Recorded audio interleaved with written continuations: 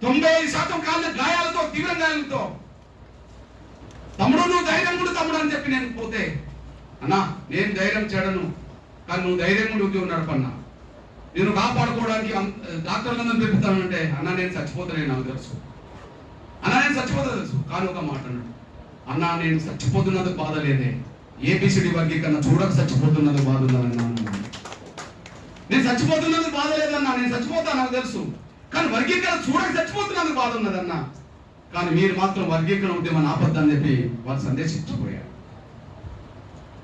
ఉద్యమంలో భాగంగా హైదరాబాద్ కలెక్టర్ కార్యాలయంలో ధర్నా చేస్తూ పోలీసులతో కింద పడి భారతి మాదిరి అనే అమ్మాయి చచ్చిపోయింది. అంటే అనుకోకుండా జరిగిన ఘటనలో 2 బిడ్డలు చంపబడ్డారు, 3 తమ్ముళ్ళేమో ప్రమాదవశాత్తు చనిపోయారు, 2 ఆత్మహత్య చేసుకున్నారు, 1 బిడ్డ ఉద్యమంలో చనిపోయింది, కొన్ని కారణాల వల్ల అనారోగ్యంతో 2, 3 చనిపోయారు. అది వేరే విషయం. కానీ తెలంగాణ రాష్ట్రం కోసం 1200 మంది చనిపోయారు, త్యాగాలు చేసుకున్నారు.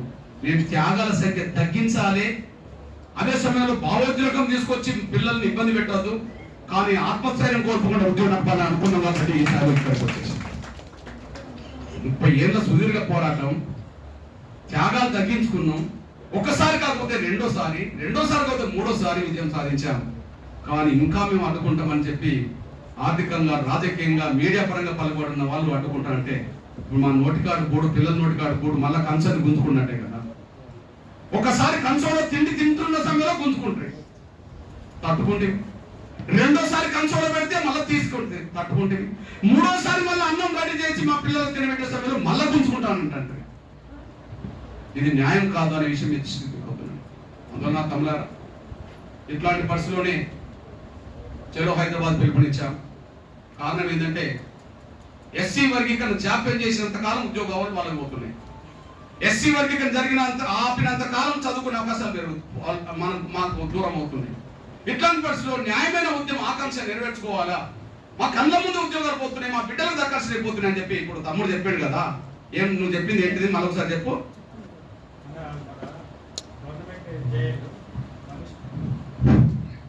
గవర్నమెంట్ చేయండి లిస్ట్ వచ్చినాడు అన్న. ఫస్ట్ రోజు మనకు సుప్రీంకోర్టులో తీర్పు వచ్చినప్పుడు సెకండ్ రోజే 1:2 లిస్ట్ పెట్టారు. ఆ 1:2 లిస్ట్లో నేను ఫిజిక్స్లో మల్టీట్యూడ్ 1లో 8th ర్యాంక్స్గా ఉన్నా. 1:2 సెలెక్ట్ అయినా, కానీ టాప్లో ఉన్నటువంటి 6 పోస్టులు ఉన్నాయి, ఆ 6 కూడా వాళ్ళకి యాడ్ చేసినాం. ఇది పరిస్థితి. అది వర్గీకరణ ఉంటాయి. 6లో 4 మాదిలకు వచ్చేది కదా, కొన్ని 3 వచ్చేది కదా, 1 ఇంకా ఇతర కులాలకు వెళ్ళేది కదా, దళితుల ఇతర కులాలకు 1 వెళ్ళేది కదా 6లో. ఇప్పుడు 1 రాలేదు కదా, మాదిగేతర దళితులకు రాలే, మాదిగలకు రాలే, మరి 6 తీసుకున్నాం కదా. ఇక్కడ ఇఫ్లు ఉన్నది. నిన్నటి వరకు వైస్ ఛాన్సలర్ ఎవరు ఇఫ్లకు? కానీ కాంట్రాక్ట్ బేస్ ఉద్యోగ, అవుట్ సోర్సింగ్ ఉద్యోగ. అక్కడ 13 ఎస్సీలు ఉంటే ఒక 3 మాదిగలు పోతే 10 మాలలు విని కాంట్రాక్ట్ అవుట్ సోర్సింగ్ ఉద్యోగాలు. అంటే మాదిగలకు రాకుండా ఎట్లా? నేను చెప్పినప్పుడు ఇవ్వాలి. ఆయన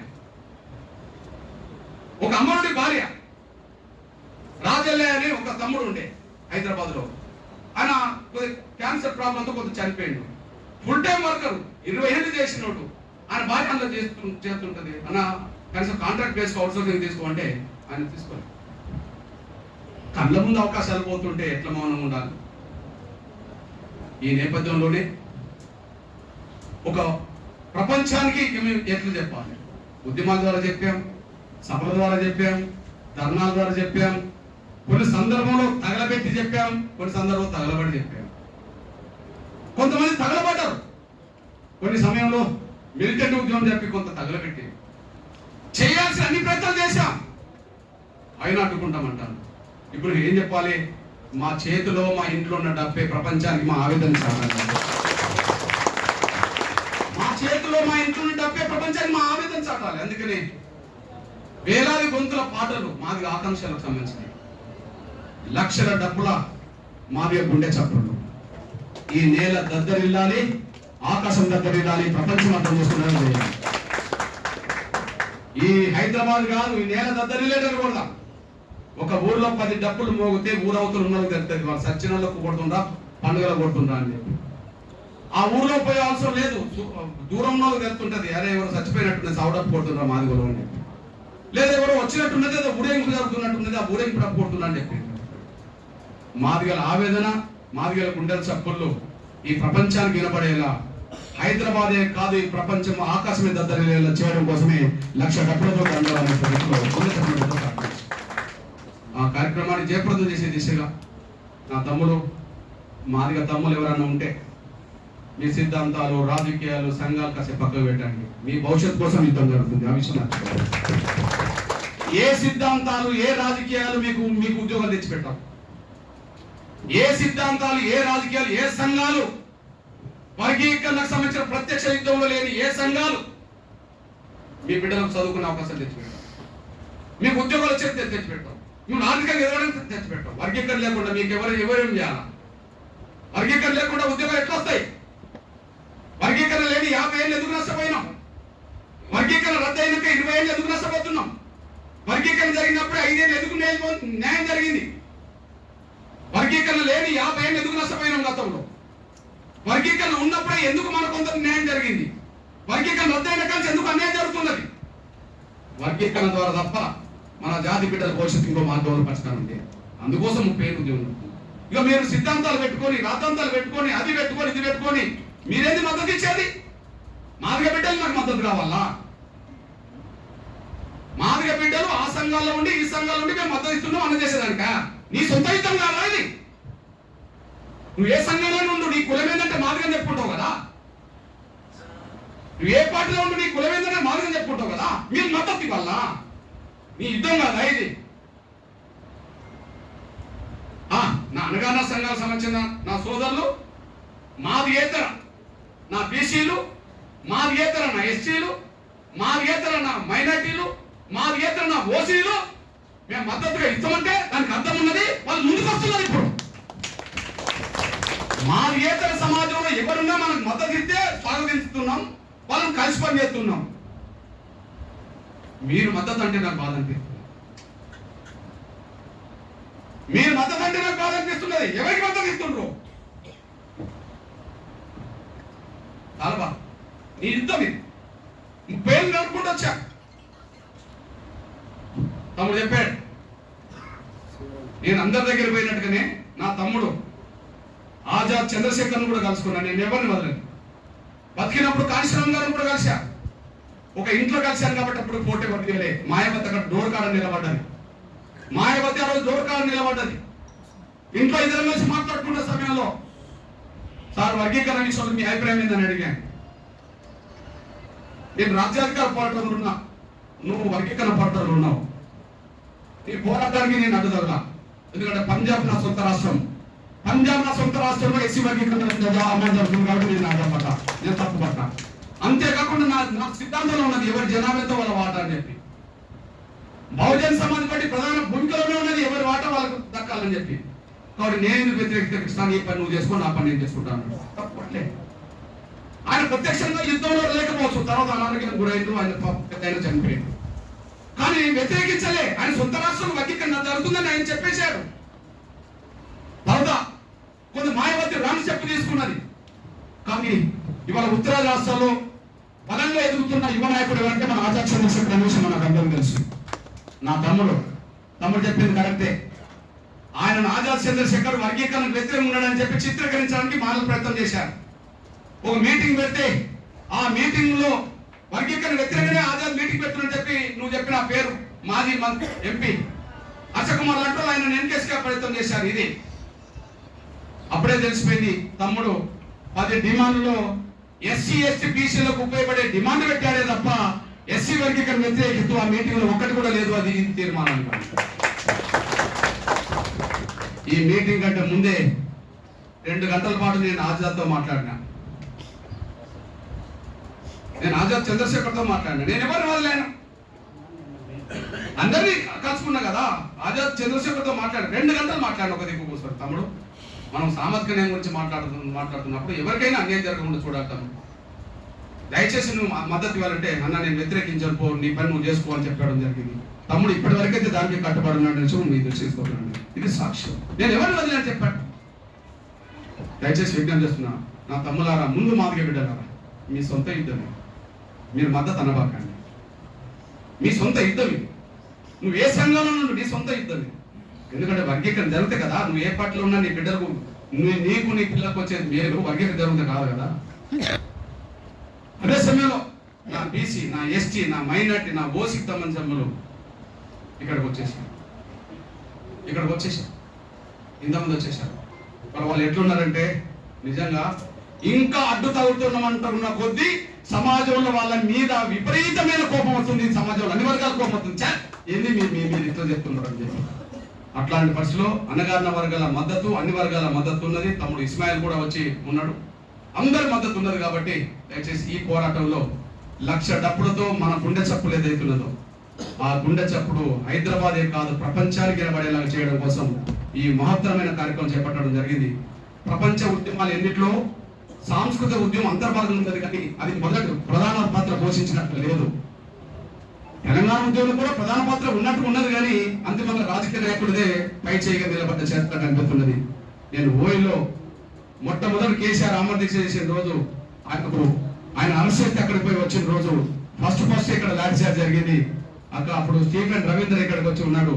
అందరికంటే ముందు లాఠీ చార్జీని అడ్డుకోవడానికి వచ్చిన వాళ్ళలో నేను బీజేపీ మహిళా విభాగం నాయకురాలు అప్పుడు ఝాన్సక్క ఇక్కడనే పోలీస్ స్టేషన్ చుట్టుముట్టి మీరు అరెస్ట్ అయిన వాళ్ళందరూ వదిలిపెట్టండి అని చెప్పి ఇక్కడికి వచ్చి రోడ్డు మీద ప్రశ్న చేస్తుంటే స్టీఫెన్ రవీంద్ర నాయకుడికి ఎస్ఐసిఎల్ పంపి కృష్ణముని ఇక్కడ చెల్లమని చెప్తే నా సొంత గడ్డ మీద నేపథ్యం చేస్తున్నాను ఓడిపోవని చెప్పి ఆయన ఒకప్పుడు చేశాడు స్టీఫెన్ రవీంద్ర. ఇక్కడ మాణిక్యరావు నగర్ అది మాణికేశ్వర దగ్గర పెద్ద లాఠీ చార్జ్ జరిగితే మళ్ళీ నేను అక్కడికి పోయి దాన్ని అడ్డుకునే ప్రయత్నం చేశాను. అక్కడ నుంచి అత్యంత పెద్ద మీటింగ్ పెట్టుకున్న మన విద్యార్థుల గర్జన, తెలంగాణ విద్యార్థుల గర్జనలో అసలు ప్రధాన దొరలెవరు ఇక్కడ రాకపోతే నేనే ముఖ్య అతిథి వచ్చి వాయిస్ వినిపించి మర్చిపోదు. ఆ రోజు మీకు చాలా గొప్ప సందేశం కూడా ఇచ్చాను. నా విద్యార్థులారా, ఈ ఉద్యమాన్ని ప్రజా ఉద్యమంలో వచ్చి తెలంగాణ సాధించండి. ఇక మీ చేతిలో విద్యార్థి ఉద్యమం బలం ఉంది, మీ చుట్టూ రాజకీయాలు జరుగుతున్నాయి, కానీ మిమ్మల్ని బలహీనం చేసే కుట్రలు జరుగుతున్నాయి.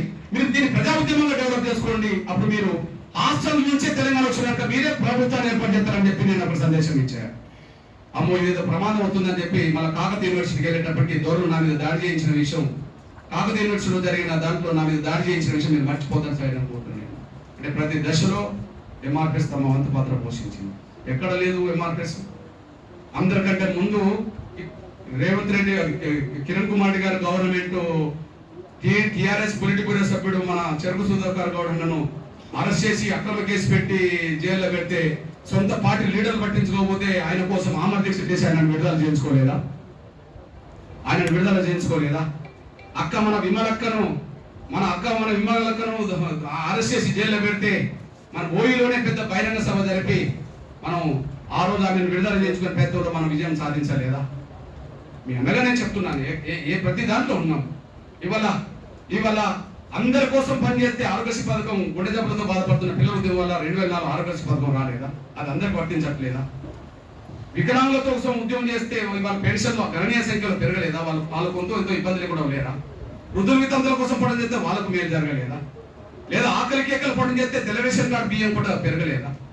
అనగాన వర్గాల మహిళల మీద జరిగిన అత్యాచారాలకు వ్యతిరేకంగా పోరాటం చేస్తే మీకో న్యాయం మాకో న్యాయమా?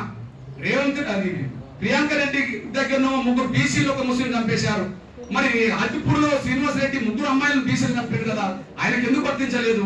వరంగల్లో మానస యాదవ్ చంపారు కదా, అత్యాచారంగా చంపారు కదా, అక్కడ ఎందుకు ఎన్కౌంటర్ చేయలేదు? లేదా టేకు లక్ష్మి బుడగంగా పెట్టారు అక్కడ చంపారు కదా, ఎందుకు చేయలేదు? అంటే అగ్రకులాలకు న్యాయం, అనగాన కులకు న్యాయం అని చెప్పి పని చేస్తే మరి అన్ని జిల్లాలో ఫాస్ట్ ట్రాక్ కోర్టులో రాలేదా? ఎంఆర్పిఎస్ లేదు ఎక్కడ? ప్రతి చోట ఎంఆర్పిఎస్ తమ వంతు పాత్ర పోషించింది. జాతి కోసం 30 ఏళ్ల సుదీర్ఘ పోరాటం, కానీ భారతదేశంలో ఎక్కడ జరగని సామాజిక ఉద్యమాలు మన ఇక్కడే జరిగినాయి. అది ఎంఆర్పిఎస్ నేతృత్వం వహించింది. జాతిని, సమాజాన్ని కాపాడుకునే ప్రయత్నంలో తెలంగాణ ఉద్యమం కూడా కీలకమైన పాత్ర పోషించిన విషయం కూడా మీరు మర్చిపోద్దని సార్ నేను కోరుకుంటూ నా తమ్ముడుకు గుర్తు చేస్తున్నా. నిజంగా తండ్రికి దగ్గర కొడుకు అంటే నా తమ్ముడు.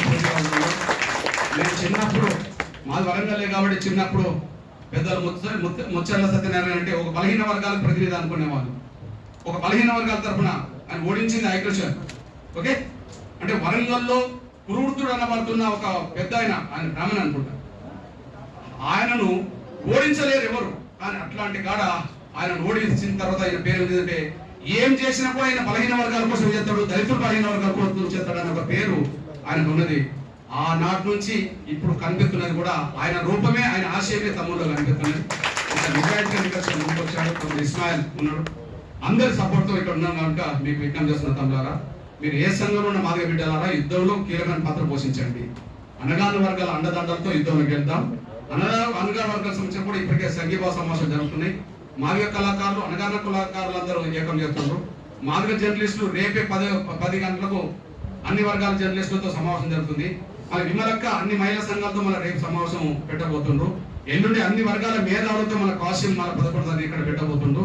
సమస్త సమాజం మాదిగల వెనుక ఉన్నదని చెప్పి రుజువు కావాల్సిన సమయం రాబోతుంది. కాబట్టి మీరు క్రియాశీలక పాత్ర పోషించి ఈ 25 రోజులు, ఈ 30 రోజులు, ఇంకా 30 రోజులు కూడా లేవు, ఈ 25 రోజులు మాత్రం వేరే పని పెట్టుకోకుండా ఇదే పనిలో ప్రతి ఒక్కరు డప్పు సంకనేసుకుని రండి. ఊర్లో డప్పులు ఉంటాయి, ఊర్లో డప్పులు ఉంటాయి. డప్పులు ఎన్ని ఉంటాయి? ఊరు అన్న కాడ 100 ఇళ్ళలో కూడా 10-20 ఉంటాయి.